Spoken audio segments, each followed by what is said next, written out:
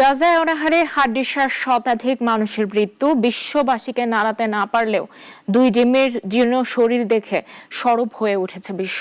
একই সঙ্গে ক্ষুব্ধ ও শোকস্তব্ধ পশ্চিমা নেতারা তীব্র নিন্দা জানিয়ে দিয়ে যাচ্ছেন একের পর এক বিবৃতি। বিস্তারিত জানাচ্ছেন শাশ্বতী সরকার।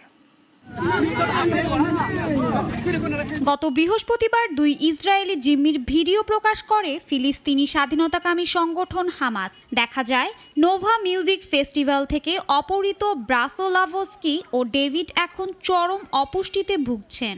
জীর্ণশীর্ণ হয়ে পড়েছে তাদের শরীর। হাঁটাচলা তো দূরের কথা, উঠে দাঁড়ানোরও শক্তি নেই তাদের। ক্ষুধায় কাঁদতে কাঁদতে ব্রাসলাভস্কিকে বলতে শোনা যায়, আজ কেবল 3টি ফালাফেল খেয়েছেন তিনি। এখন তিনি মৃত্যুর মুখে দাঁড়িয়ে।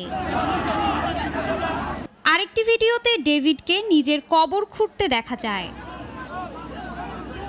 এই ভিডিও দেখে ক্ষুব্ধ হয়েছেন বিশ্ব নেতারা। যুক্তরাজ্যের পররাষ্ট্রমন্ত্রী ডেভিড ল্যামি একে বীভৎস প্রচারণা হিসেবে উল্লেখ করেছেন। জার্মান চ্যান্সেলর ফ্রেডেরিক মের্জ ও ফরাসি প্রেসিডেন্ট ম্যাক্রো হামাসের তীব্র নিন্দা জানিয়েছেন। এর মধ্যেই রেড ক্রসের মাধ্যমে জিম্মিদের জন্য খাদ্য ও চিকিৎসা সেবা পাঠাতে উদ্যোগ নিয়েছেন ইসরায়েলি প্রধানমন্ত্রী বেনিয়ামিন নেতানিয়াহু।